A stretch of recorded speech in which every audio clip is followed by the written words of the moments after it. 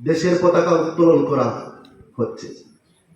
এর পিছনে রহস্যটা কি সেটাই আমাদের সবার নিশ্চয় জানা। আমরা সবাই জানি আজ থেকে প্রায় 200 বৎসর পূর্বে আমাদের ভারতবর্ষে কে বা কারা ছিল, কাদের রাজত্ব ছিল, তার পরবর্তীতে কি হয়েছে সেটাও আমরা সবাই জানি। আমাদের ভারতবর্ষে সর্বপ্রথম 1599 খ্রিস্টাব্দে ইংরেজরা আগমন করেছিল, প্রথম পা রেখেছে। কত খ্রিস্টাব্দে? 1599 খ্রিস্টাব্দে ইংরেজরা ভারতে পা রেখেছিল।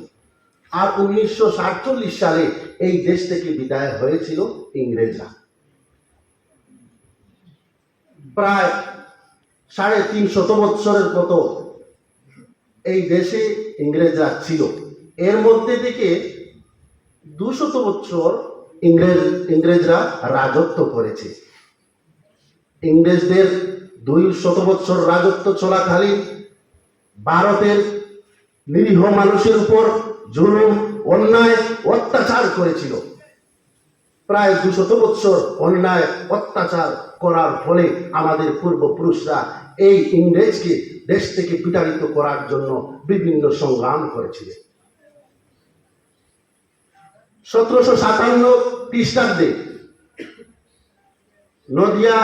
নদিয়াতে ইংরেজ নবাব সিরাজউদ্দৌলার সাথে যুদ্ধ করেছিল, যে যুদ্ধকে পলাশী যুদ্ধ নামে পরিচিত।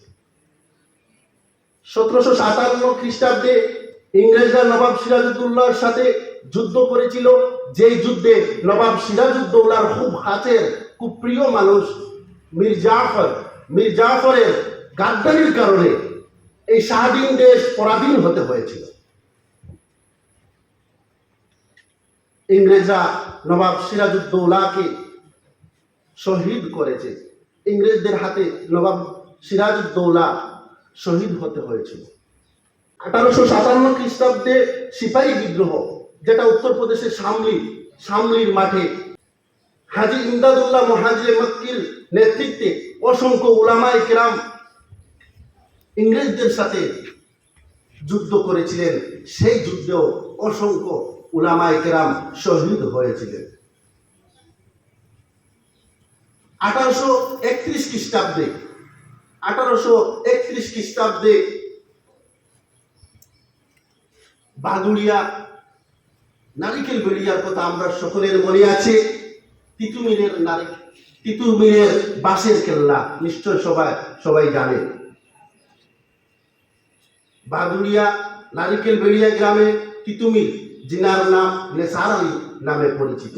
নেসার আলী একজন হাফিজে কুরআন ছিলেন, আলিমে দ্বীন ছিলেন, একজন আল্লাহর ওলি ছিলেন, পীর সাহেব ছিলেন। কৃষক আন্দোলনে সামিল হয়েছিলেন। কৃষকদের নিয়ে কৃষক আন্দোলনের নেতৃত্ব দিয়েছিলেন। নেসার আলী একজন হাফিজে কুরআন ছিলেন। যখন ইংরেজরা মুসলিমদের দাড়ি রাখতে হলে কর দিতে হবে, মুসলিমরা দাড়ি রাখলে ট্যাক্স দিতে হবে, সেই ট্যাক্সের বিরোধিতা করেছিলেন একজন হাফিজে কুরআন, আলিমে দ্বীন, মস্ত বড় একজন পীর সাহেব, আল্লাহর ওলি, যিনার নাম নেসার আলী, যিনাকে তিতুমির নামে বিখ্যাত। উনি নেতৃত্ব দিয়েছিলেন ইংরেজদের বিরুদ্ধে, দাঁড়িয়ে গর্জে উঠেছিলেন যে না, কোনো মুসলিমরা দাড়ি রাখলে এরপর আমরা দিব না। তাই এই মুসলিমরা স্বাধীনতায় অংশগ্রহণ করেছেন। 57,000 উলামায়ে কেরামরা শহীদ হয়েছিলেন। এটা কি গুনাহ? ফজলে হক খয়রাবাদী, আল্লামা ফজলে হক খয়রাবাদী সকলে নাম শুনেছেন।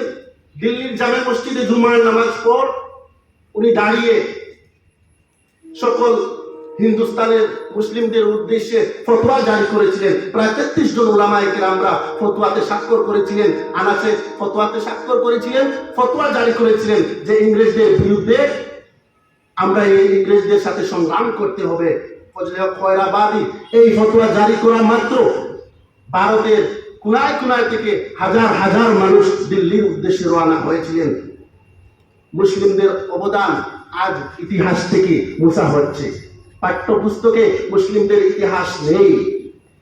আমাদের সবার এই ইতিহাসগুলি জানতে হবে। শুধু মুসলিমরা যে দেশ স্বাধীন করেছে সেটা বলছি না।